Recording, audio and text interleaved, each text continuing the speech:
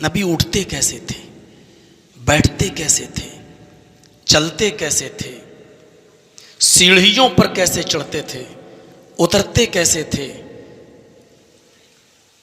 ऊंचाई पर चढ़ते थे तो क्या पढ़ते थे, नीचे उतरते थे तो क्या पढ़ते थे, घर से निकलते थे तो कैसे निकलते थे, घर में दाखिल होते थे तो कैसे होते थे, मस्जिद में जाते थे तो क्या अंदाज होता था, मस्जिद से निकलते तो क्या पढ़ते और क्या अंदाज होता, वुजू कैसे बनाते, खाना कैसे खाते, शादी और ब्याह कैसे किए। जिंदगी में जितने भी जरूरतें पड़ती हैं, कोई एक शोशा, कोई एक नुक्ता ऐसा नहीं है जिस नुक्ते के अंदर मोहम्मद रसूलुल्लाह सल्लल्लाहु अलैहि वसल्लम की जिंदगी तिश्ना लब रही हो और आपने तिश्ना रखा हो, प्यासा रखा हो।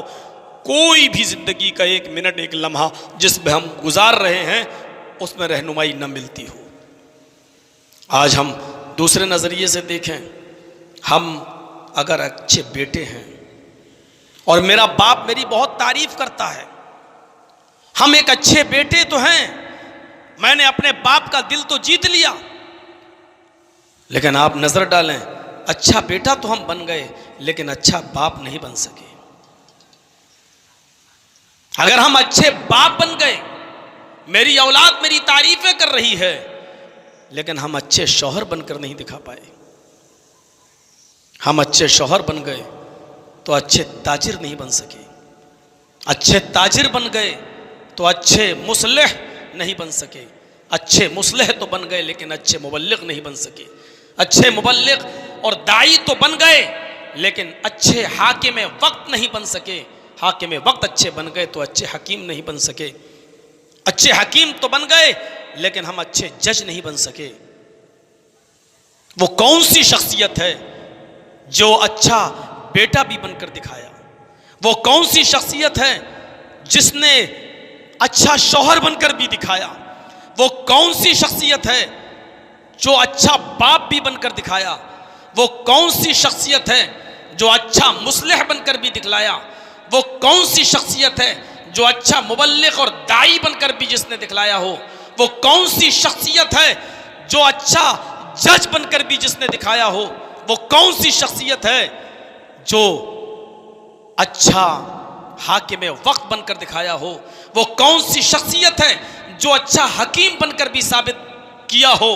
वो कौन सी शख्सियत है जो अच्छा आबिद, इबादत गुजार और अच्छा शाकिर, एक शुक्रगुजार बंदा बनकर दिखाया हो? जिंदगी के इन जैसे हजारों पहलुओं पर अगर हम नजर दौड़ाएं तो तारीख, सीरत और जमीन और आसमान की नजरें और उसकी ये जबान यही चीखती हुई ऐलान करती हुई नजर आएगी। ऐसी शख्सियत, इन तमाम चीजों में अगर किसी को देखना है और मुकम्मल है तो वो हस्ती है सिर्फ जनाबे मोहम्मदुर रसूलुल्लाह सल्लल्लाहु अलैहि वसल्लम की। इसीलिए अल्लाह तबारक व तआला ने पूरे समंदर को नबी अकरम की पैदाइश से लेकर 63 साल तक की उस जिंदगी को, बिखरी हुई और फैली हुई उस जिंदगी को कूजे में बंद कर दिया और एक छोटे से घड़े में, लोटे में बंद करते हुए कह दिया, लक़द कान लकुम फी रसूलिल्लाहि उस्वतुन हसना। लोगो, दुनिया वालों, हमने तुम्हारे लिए जनाब मोहम्मद रसूलुल्लाह की पूरी जिंदगी को आइडियल और नमूना बना दिया। अब कहने की ज़रूरत नहीं, उठो वैसे जैसे नबी उठते थे, बैठो वैसे जैसे नबी बैठते थे, चलो वैसे जैसे नबी चलते थे, खाओ वैसे जैसे नबी खाते थे, दौड़ो वैसे जैसे नबी दौड़ते थे, नमाज वैसे पढ़ो जैसे नबी पढ़ते थे, रोज़ा वैसे रखो जैसे नबी रखते थे, शादी वैसे करो जैसे नबी करते थे और नबी ने की करके दिखलाई। ये सब कहने की जरूरत नहीं, क्योंकि बहुत ही शॉर्टकट में कह दिया, लक़द कान लकुम फी रसूलिल्लाहि उस्वतुन हसना। तुम्हारे लिए रसूलुल्लाह सल्लल्लाहु अलैहि वसल्लम की जिंदगी में एक बेहतरीन आइडियल और बेहतरीन नमूना है। नजरें डालिए, पैदा हुए अपनी मां के पेट से, मैं आपको एक अच्छा बेटा होने की हैसियत दिखला रहा हूं। मां के पेट से पैदा हुए, अभी चंद ही दिन गुजारे थे, अरब की आबो हवा अच्छी नहीं थी, वहाँ की औरतें अपने बच्चों को दूध पिलाने वालियों के हवाले कर दिया करती थीं और शहर से निकाल कर देहात में भेज दिया करती थीं। कबीले बनु साद की कुछ औरतें मक्के में आती हैं बच्चे तलाश करने। आमीना का अपना बयान है, और पढ़िए सीरतुन नबी अल्लामा इब्ने हिशाम की और रहमतुल आलमीन काजी सुलेमान सलमान मंसूर पूरी रहमतुल्लाह अलैह की, और देखिए ये मंजर। आमीना का बयान है, आमीना जो नबी की माँ है कहती हैं कि हर औरत मेरे बच्चे को के पास आई, उसने मेरे बच्चे को लिया। कबीले बनु साद से जितनी भी औरतें आई थी, हर औरत मेरे बच्चे के पास से गुजरी।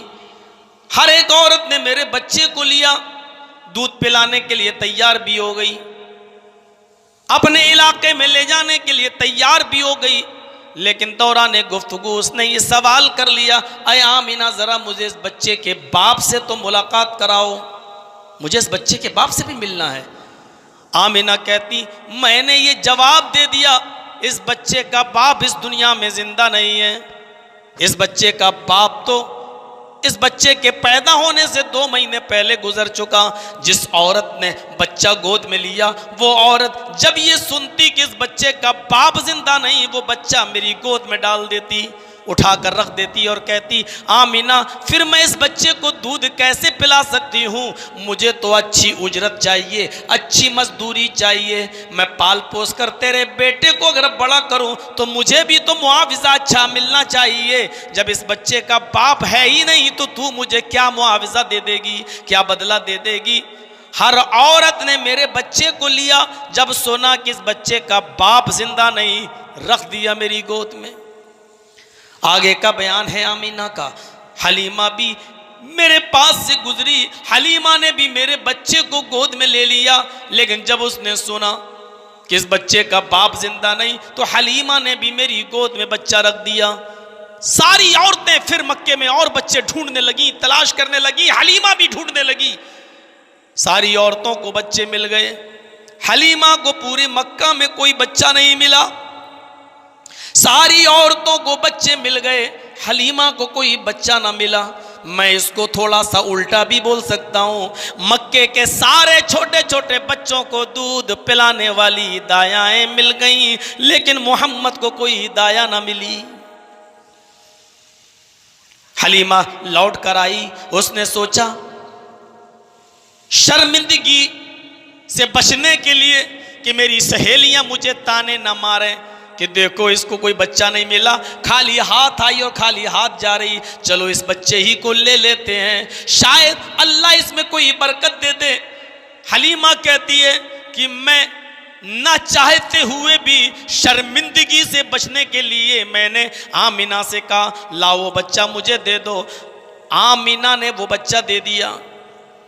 हलीमा सादिया बयान देती है अपना कि जैसे ही मैं उस बच्चे को लेकर सवारी पर बैठी और मैं अपने देहात की तरफ, अपने गांव की तरफ, अपने कबीले की तरफ चलने लगी, मेरी सवारी हवा से बातें करने लगी, जिसको हम अपनी ज़बान में बोलते हैं।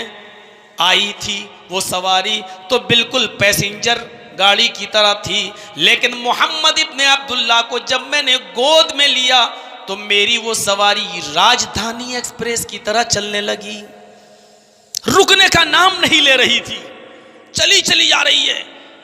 हलीमा की सहेलियां पीछे से चीखती हैं, आए हलीमा जरा रुक जा, आए अबू ज़ुऐब की बेटी जरा रुक जा, आए बिनते अबू ज़ुऐब जरा रुक जा, मुझे भी तो अपने पास आ जाने दे। साथ में आई तो छोड़ के क्यों जा रही है? जब रास्ते में तेरी ऊंटनी बैठ जाती थी आते वक्त तो हम तेरा साथ देते थे, अब तो तू मेरा साथ भी देने के लिए तैयार नहीं। क्या ये वही सवारी है जिस सवारी को तू लेकर आई और रास्ते में ये बैठ जाया करती थी? हलीमा पीछे मुड़ के कहती है हाँ ये वही सवारी है, पता नहीं क्या हो गया है, ये हवा से बातें कैसे कर रही है, इतनी तेज क्यों बढ़ रही है, रुकने का नाम क्यों नहीं लेती है, इस सवारी को क्या हो गया। और फिर हलीमा का अपना बयान है, काजी सुलेमान मंसूर पूरी नकल करते हैं। हलीमा चीखती हुई कहती है, बाखुदा मुझे तो इस बच्चे में ही कोई बरकत नजर आती है, मुझे तो इस बच्चे का ही कोई चमत्कार नजर आता है। फिर हलीमा ने उस बच्चे को जिस तरह पाला, हलीमा की अपनी बकरी इतना दूध नहीं देती थी कि वो हलीमा की अपनी बेटी पेट भर के दूध पी सके। हलीमा को तशवीश थी कि अब तो मेरे दो बच्चे हो गए, एक तो मेरी अपनी बेटी और दूसरी मोहम्मद। मेरी बकरी मेरी बेटी के पेट भरने का दूध नहीं देती, अब मोहम्मद का भी पेट भरना कैसे भरूं। बर्तन लेती है, पढ़िए रहीकुल मखतूम, आगे बढ़ती है और जैसे ही उसने बकरी के थन से दूध निकालना शुरू किया, खुश्क थनों से ऐसे दूध निकलना शुरू हुआ जैसे सावन भादों की बारिश हो रही हो। पानी की तरह दूध गिरने लगा और बर्तनों की बर्तन भरने लगे। हलीमा का शौहर चीख पड़ा, हलीमा तू किसी बासादत रूह को लेके आई है, किसी बासादत बच्चे को लेके आई है, किसी नेक बच्चे को तू लेके आई है। इस बच्चे के मुबारक कदम पड़ते ही उसने हमारे घर में बरकतों के दरवाजे खोल दिए। यहां से बचपना शुरू होता है नबी अकरम का। और पढ़िए अर्रहीकुल मखतूम में 6 साल और काजी सुलेमान सलमान मंसूर पूरी रहमतुल्लाह अलैह की तहकीक के मुताबिक 4 साल जब अल्लाह के नबी वहीं रह रहे हैं और हलीमा सादिया के पास हैं और जंगल में बकरियां चराने के लिए हलीमा की बेटी गई थी और मोहल्ले के कबीले के बहुत से लोग मोहम्मद को भी अपने साथ ले गई। और वहां शक्के सदर का जो मामला पेश आया, एक फरिश्ता इंसानी शक्ल में आया और उसने पूछा तुम्हारा नाम क्या है। आपने अपने अंदाज में कहा मोहम्मद। उठाकर ले गया और एक पहाड़ के दामन में ले जाकर लिटा देता है और सीने को चीर देता है, दिल को निकालता है। और अल्लाह के नबी बयान करते हैं कि उसने जो एक खराब किस्म का लोथड़ा था दिल से, उस लोथड़े को निकाला और फेंक दिया। याद रखिएगा, हर इंसान के दिल में वो लोथड़ा होता है। आजकल मेडिकल जो सर्जन हैं, डॉक्टर जो हार्ट का सर्जरी करते हैं, उनसे पूछिए, वो लोथड़ा जो होता है वो सब के अंदर होता है। और उसी लोथड़े के अंदर कीना, कपट, हसद, बुग़्ज़, इनाद, दुश्मनी जो होती है एक दूसरे के खिलाफ, वो उसी लोथड़े में होती है। चूँकि मोहम्मद रसूलुल्लाह का दिल हसद, कीने, बुग़्ज़, इनाद से साफ रखना था, इसलिए उस लोथड़े को निकाला और फेंक दिया। ये तहकीक है काजी सुलेमान मंसूर पूरी रहमतुल्लाह अलैह की। मेरे भाइयों, उस लोथड़े को निकाला और फेंक दिया और फिर दिल को दूसरे फरिश्ते से कहा, इस फरिश्ते ने जमजम का पानी, माए जमजम लाओ। जमजम का पानी लाया गया और जमजम के पानी से नबी अकरम के दिल को धोया गया और फिर वैसे ही दिल में रख कर हाथ फेर दिया गया। नबी अकरम सल्लल्लाहु अलैहि वसल्लम चलने लगे। इधर इन बच्चों ने देखा कि मोहम्मद का सीना चीर दिया गया। ये भागे हुए नंगे पैर, चप्पलें छोड़ते हुए और अपनी बकरियां छोड़ के सीधे भागे और हलीमा के पास सीधे पहुंचे। हलीमा रोटी पका रही थी, चूल्हे पर बैठी थी। उसने पीछे मुड़ के देखा, बच्चों को परेशान। क्या हुआ बच्चों, बेटो क्या हुआ, इतने परेशान कैसे? और मोहम्मद कहाँ है? तुम लोग लेके गए थे और मैं तुम लोगों को देख रही हूं, मोहम्मद नदारत गायब। इन सारे बच्चों ने बैग जबान का कोतिला मोहम्मद, मां आए हलीमा, मोहम्मद कत्ल कर दिए गए, मोहम्मद तो मार डाले गए। हलीमा का अपना बयान है कि मेरे पैरों के नीचे से जमीन सरक गई। मैं अब्दुल मुत्तलिब को क्या जवाब दूंगी, मैं आमिना को क्या जवाब दूंगी। मैं दौड़ती हुई जंगल में गई, इधर झाड़ी देखी, उधर झाड़ी देखी, लेकिन जब मैं आगे बढ़ी तो एक पहाड़ी के दामन से मोहम्मद रसूलुल्लाह को टहलते हुए अपनी तरफ आते हुए मैंने देखा। चेहरे का रंग जर्द है, नकाहत और कमजोरी जिस्म पर टपक रही है, दिखाई दे रही है और बहुत ही कमजोर चाल से चले आ रहे हैं। मैंने झट से मोहम्मद इब्ने अब्दुल्लाह को सीने से लगाया और मैंने पूछा, बेटे क्या हुआ? आपने अपनी पूरी बात बताई। माँ कोई था, मुझे यहाँ से ले गया, नाम पूछा, पहाड़ के दामन में ले जाकर उसने मेरे सीने को चाक किया और उसने मेरा सीना निकाला, उसने जमजम के पानी से धोया, एक ख़राब किस्म का लोथड़ा निकाल के बाहर फेंक दिया। माँ मुझे ये सब याद है। हलीमा कहती है बेटे जब उसने सीना चीरा तो तुम्हें मालूम था, हाँ जब दिल धो रहा था तो तुम्हें मालूम था, हाँ मुझे सब होश था। हलीमा कहती है मुझे उस बच्चे की बात पर यकीन नहीं हुआ, ये नई नई चीजें बताने लगा और ऐसे ही मामले इसके साथ होते। मैं डर गई कहीं ऐसा ना हो कि इसको कोई खतरा हो जाए और फिर बाद में आमिना मुझसे बेटा तलब करे और मैं बेटा ना दे सकूं। मैं फिर मोहम्मद को उसकी माँ के हवाले करके आ गई और ये कहकर आई आमिना मेरा दिल तो नहीं चाहता कि इस बच्चे को वापस करूं, इसने तो खैर व बरकत के दरवाजे मेरे घर में खोल दिए, लेकिन ऐसी ऐसी चीजें बताता है, ऐसी ऐसी बातें बताता है, ऐसे ऐसी चमत्कार बताता है कि मुझे डर है अगर तेरे बेटे को कुछ हो गया तो फिर मैं क्या जवाब दूंगी, अब तुम अपना बेटा संभालो। आमीना का बयान है मैं 6 साल के थे मोहम्मद, मैं यसरब ले गई। अब सुनिए मंजर, मैं यसरब ले गई, मेरे माँ बाप का घर यसरब में था, मदीने में था। मैं मोहम्मद को उनके मामू मुमानी के पास ले गई, मैं उनको उनके ननियाल में ले गई।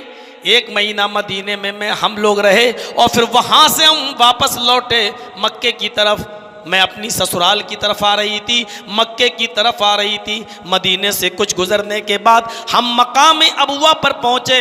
मेरे बेटे की उम्र 6 साल थी।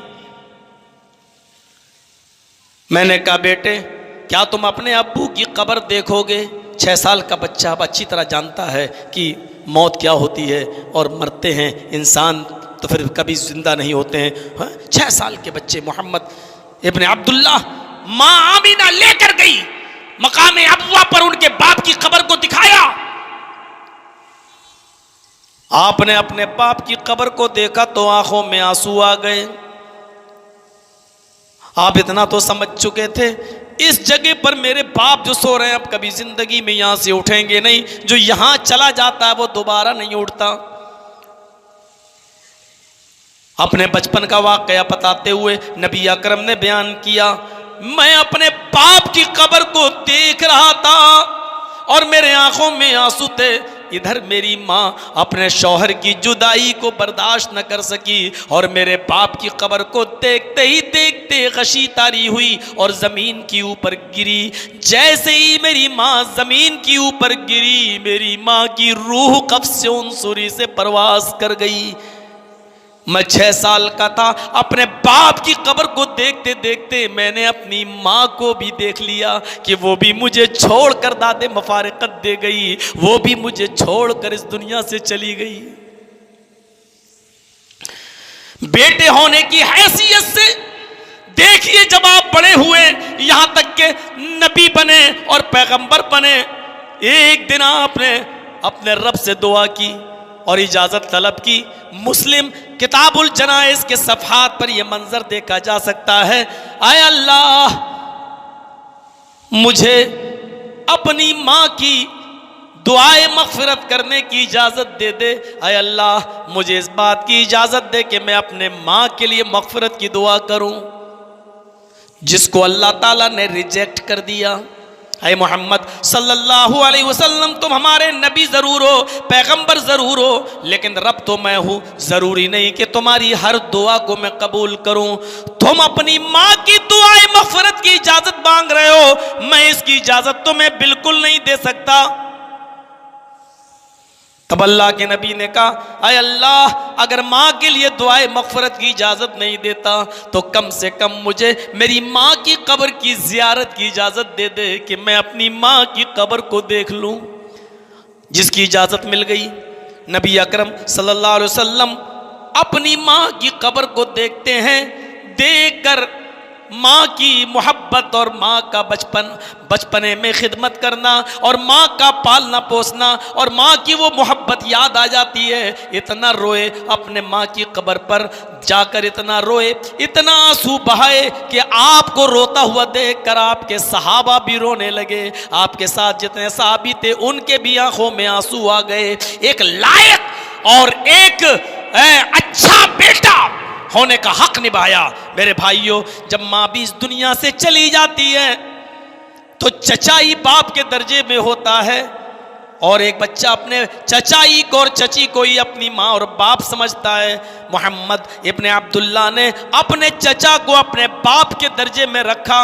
और फिर देखिए, आपने कई जगह ये फरमाया भी था, जब अब्बास के पैरों में बेड़ियां पड़ी हुई थी और पैर फैलाते थे, बद्र के दिन जब कैद किए गए पैर फैलाते थे तो वो उनको तकलीफ होती थी, तो नबी की आंखों में आंसू आ जाते थे। सहाबा ने पूछा, आप क्यों रो रहे हैं? तो आपने यही कहा था कि ये अब्बास मेरा चचा ही नहीं, सिनवाबी, अब्बास मेरे बाप के दर्जे में शामिल हैं, ये मेरे बाप का दर्जा रखते हैं। जब इन्हें तकलीफ होती है तो मुझे भी तकलीफ होती है। जब ये पैर फैलाने में जब ये दर्द महसूस करते हैं तो मुझे भी दर्द होता है। 12 साल की उम्र, मेरे चचा के ऊपर मेरी परवरिश का बोझ, क्यों ना मैं इनके बिजनेसमैन का साथ दूं। मुल्क शाम तिजारत के लिए जाने लगे, अपने चचा के साथ सफर भी करने लगे, आपका हाथ बटाने लगे। अपने चचा की परवरिश में और उनकी रोजी रोटी में, माशी हैसियत को बरकरार रखने में मोहम्मद रसूलुल्लाह सल्लल्लाहु अलैहि वसल्लम ने बचपन में अपनी बकरियां भी चराई और उजरत पर, मजदूरी पर बकरियां चराई और जो कीमत, जो मुआवजा मिलता वो अपने चचा को दे देते। मेरे भाइयों, 25 साल की उम्र तक आप बकरियां चराते रहे, ये बिजनेस करते रहे और 24 और 25 साल के दरमियानी वक्फे में अमानतदारी का नाम सुनती हैं हजरत खदीजा, जिनके 2 शौहर इंतकाल कर चुके थे। उन्होंने मोहम्मद इब्ने अब्दुल्ला को अपना माल देकर मुल्क शाम सफ़र के लिए भेज दिया, तिजारत के लिए भेज दिया। और मोहम्मद इब्ने अब्दुल्ला ने जो माल बेचा और बेचकर लाए और ईमानदारी के साथ उनको पूरी पूरी कीमत दे दी। इस अमानतदारी ने, इस ईमानदारी ने हज़रत खदीजा के दिल को मौम कर दिया। हज़रत खदीजा ने अपनी खादिमा के ज़रिए मोहम्मद इब्ने अब्दुल्ला के पास अपनी शादी का पैगाम भेज दिया और फरमाया, मोहम्मद इब्ने अब्दुल्ला से कह देना मेरी शादी का कोई इरादा नहीं था, मेरे 2 शौहर का इंतकाल हो चुका है, मेरे 2 शौहर से बच्चे भी हैं, मेरी शादी का इरादा तर्क हो गया, लेकिन आपकी अमानतदारी और आपकी ईमानदारी ने मुझे गर्विदा बना दिया है, मैं आपसे निकाह करने के लिए तैयार हूँ। अल्लाह के नबी ने जब ये खबर सुनी तो फरमाया, मैं अपने चचा अबू तालिब से पहले मशवरा करूँगा। अबू तालिब को भी ज़रूरत थी कस्बे माश की। उन्होंने सोचा कि ये खदीजा अरब की बड़ी रईस औरत है और जब ये मोहम्मद इब्ने अब्दुल्ला मेरे भतीजे के निकाह में आ जाएगी तो इसकी दौलत का कुछ हिस्सा हमें भी मिल जाएगा और हम अपना बिजनेस आगे बढ़ा देंगे।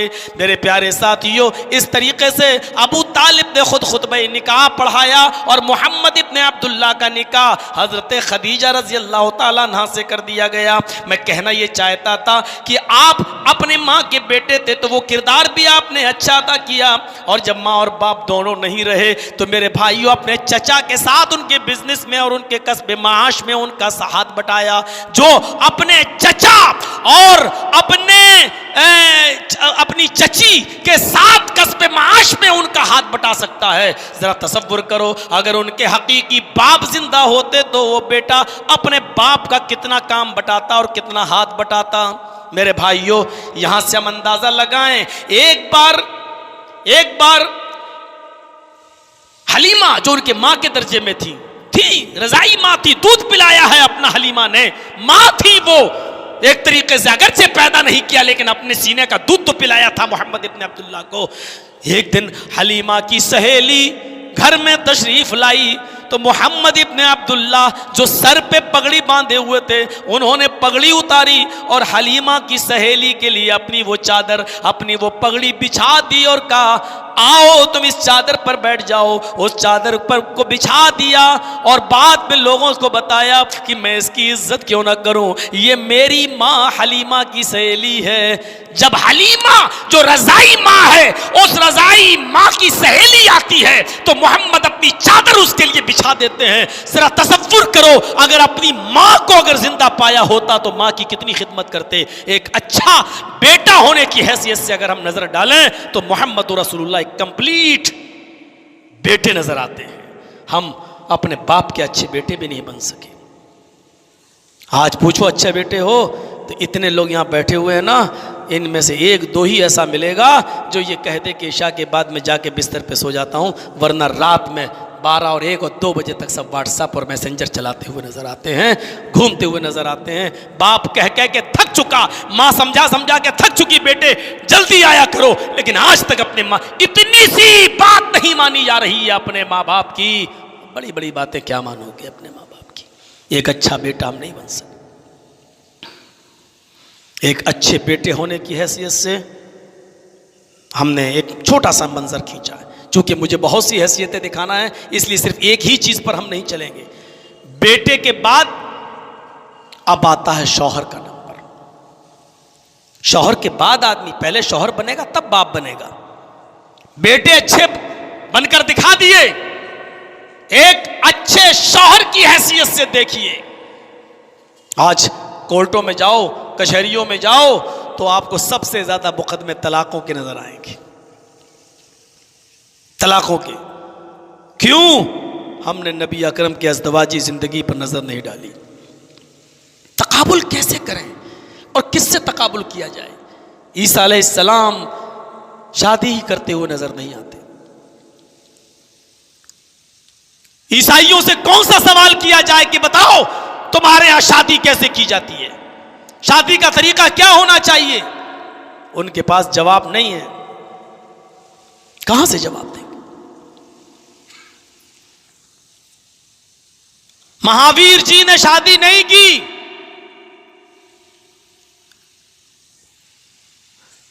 गुरु नानक ने शादी नहीं की। गौतम बुद्ध के बारे में बड़ा इख्तिलाफ है। रामाकृष्णा राव ने गौतम बुद्ध के ऊपर एक किताब पूरी लिख डाली, गौतम बुद्ध का पवित्र जीवन, जो कल्याण प्रेस गोरखपुर से छपती है। उसमें उन्होंने लिखा है कि गौतम बुद्ध ने शादी नहीं की। लेकिन हमारे मुस्लिम जो मुअर्रिखीन गुजरे हैं, उन लोगों ने साबित किया है नहीं, गौतम बुद्ध ने शादी तो की थी। उनकी बीवी का नाम यशोदा था, उससे एक बेटा भी पैदा था और उसका नाम राहुल था। मौलाना हमारे सनाउल्लाह हमरसरी रहमतुल्लाह अलैह की भी तहकीक यही है। मौलाना सफ़ीउर रहमान साहब मुबारकपुरी की एक अरबी में किताब है, मुहम्मदुर रसूलुल्लाह फी कुतुबिल हिंदूज। अरबी ज़बान में शायद वो हिंदुस्तान में नहीं मिलती हो, अरब ममालिक में पढ़ी जाती है और अरब ममालिक ही के लिए उन्होंने लिखी हो। उसमें भी उन्होंने लिखा है कि गौतम बुद्ध का बेटा था और गौतम बुद्ध की बीवी थी, लेकिन एक ही बेटे के बाद उन्होंने अपनी बीवी और बेटे को छोड़कर जंगल में जाकर एक रहबानियत की ज़िंदगी अख्तियार की और पूरी ज़िंदगी उन्होंने जंगल में गुजार दी। ये लोगों से क्या आइडियल और क्या लिया जा सकता है? एक अच्छा शौहर बनकर नहीं दिखा सके। अपनी बीवी को छोड़ के और अपने बेटे को छोड़ के जंगल में चला जाना और अपने बेटे और बीवी पर को बोझ बना देना, ये कहां का की इंसानियत है? आप कितने बड़े महान पुरुष बन सकते हैं अलग रहकर। लेकिन मोहम्मद रसूलुल्लाह की जिंदगी जब आप पढ़ेंगे तो हमें हदीसें ये बतलाती हैं कि नमाज के साथ साथ, इबादत के साथ साथ अगर मस्जिद से निकल जाते हो और अपनी बीवी और बच्चों को खिलाने पिलाने और उनकी परवरिश के लिए अगर आप मेहनत करते हो, मजदूरी करते हो, दीवारें चुनते हो, घर और मकान बनाते हो, रिक्शा चलाते हो, टैक्सी चलाते हो, तो हमारे नबी इसको भी इबादत का हिस्सा जोड़ते हैं और इसको भी इबादत बताते हैं। मेरे भाइयों, कुरान ऐलान कर रहा है, फ़इज़ा क़ुदियतिस सलातु फंतशिरू फ़िल अर्ज़ वब्तगू मिन फ़ज़लिल्लाह। जब जुमे की नमाज तुम अदा कर लो और पढ़ लो, तो अब फजूल में मस्जिद में मत बैठो। अब क्या कर रहे हो तुम मस्जिद में बैठकर? अब मस्जिद से निकलो और अल्लाह का रिज्क तलाश करो। अल्लाह ने जो रोजी उतारी है उस रोजी को तलाश करो। इबादत करो और रोजी तलाश करो। इस इबादत के बाद रोजी का हुक्म दिया, ये नहीं कहा कि किसी जगह बैठ जाओ और एक जंगल में चले जाओ, राम राम राम राम राम राम, अल्लाहु अल्लाहु अल्लाहु अल्लाहु की रट लगाओ। ऐसे लोगों के बारे में तो मैं कहता हूं जहां ये मिले इनको उल्टी छुरी से काटो। बोझ है कौम के ऊपर, समाज के ऊपर, सोसाइटी के ऊपर बोझ है। इनका दूसरा नाम है हरामखोर। मेरे प्यारे साथियों, हमें नबी अकरम की जिंदगी से सीखना चाहिए। अच्छा शौहर बन के दिखाया, शौहर भी ऐसा। कौन कौन सी मिसालें आपको दी जाएं।